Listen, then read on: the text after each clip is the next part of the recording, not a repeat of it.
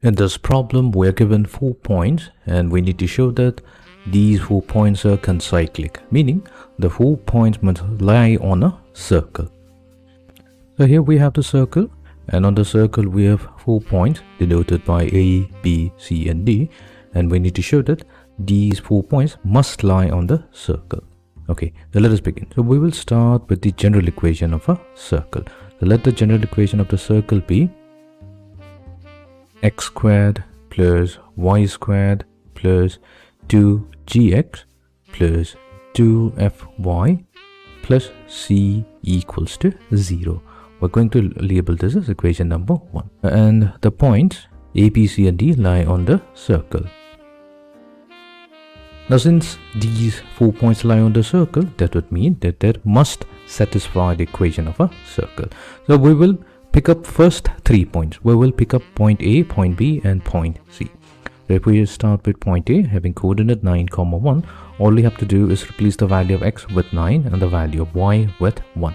So after substitution and rearranging the terms, we're going to get the equation 18g plus 2f plus c equals to negative 82. So we're going to label this as equation number 2. Then we're going to consider the point B with coordinate 7, 9. So we're going to get 14g plus 18f plus c equals to negative 130. So let this be equation number 3. And then we're going to pick up a third point, so that's being negative 2, 12, and substituting the value of x with negative 2 and y with positive 12 in equation number 1, we're going to get negative 4g plus 24f plus c equals to negative 148. Now let this be equation number 4. Now we're not going to use point number D right now. We're only going to use A, B and C, the point, and that means we're going to use equation 2, 3 and 4 to obtain the value of G, F and C. What we'll do, we'll first try to get rid of the parameter C. For this, we will take equation number 2 and from it we're going to subtract equation number 3. So that's going to give us, we have 18g minus 14g, so that's 4g. Then we have positive 2f minus 18f, so that's negative 16f. Then we have plus c minus c, so that cancels out. This will be equals to negative 82 minus of negative 130, so that's going to give us 48. So we can factor out 4 from each of the terms, so we get g minus 4f equals to 12. So let this be equation number 5. Next, what we'll do, we'll take equation number 3 and from it we're going to subtract equation number 4.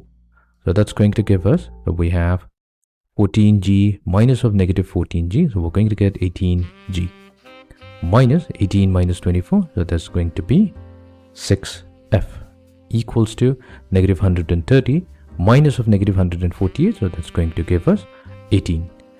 So we will factor out 6 from each of the terms to get 3g minus f equals to 3. So let this be equation number 6. Now if we see equation 5 and 6, we have two linear equation in variable g and f. We have only 2 variables. So let's try to find out the value.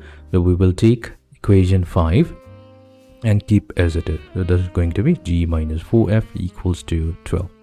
Then we're going to take equation number 6 and multiply it with negative 4. So we have 4 times negative 3g, so that gives us negative 12g. Then we have negative 4 times negative f, that will be positive 4f equals to negative 4 times 3, so that will be negative 12. So let's add the two equations. So we have g minus 12g, so that will be negative 11g.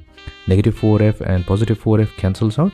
12 and negative 12 also cancels out. That gives us 0. So we have g value equals to 0. Now that we have the value of g, which is 0, we can use equation number 6 to obtain the value of f. So we have 3 times 0 minus f equals to 3. So f comes out to be equals to negative 3. Now we have the value of g as well as f. We will try to find out the value of c. So we can use any of the 3 equations, 2, 3 and 4. So let's start with equation number 2. So equation number 2 is going to give us, we have 18 times g, that's 0, plus 2 times negative 3, that's the value of f, plus c equals to negative 82. So we get negative 6 plus c equals to negative 82. So c value will be equals to negative 76. So now that we have the value of g, f and c, we can substitute all these three values into equation number 1, and that's going to give us the equation of a circle. So let's do that. So equation 1 now becomes, we have x squared plus y squared plus 2gx, the g value is 0, plus 2 times f times y plus c, so c value is negative 76, that's equals to 0. So we get x squared plus y squared, so 2 times 0 times x, so that goes away. We have negative 6y minus 76 equals to 0 is the equation of a circle. So now that we have the equation of the circle, then if we want to show that A, B, C, D are concyclic, so we have shown that A, B and C, they lie on the circle, that because using those 3 points we have obtained this equation of the circle. Now coming to the fourth point, to show that it definitely lies on the circle, all we have to do is use the point 6, 10 and check whether it satisfies the equation or not. So if we use 6, 10, then the left hand side of the equation will be 6x squared plus 10 squared minus 6 times y value is 10, minus 76. So 6 squared is 36, 10 squared is 100, minus 6 times 10 is 60, minus 76. So we get 136 minus 136. So this gives us a value equals to 0.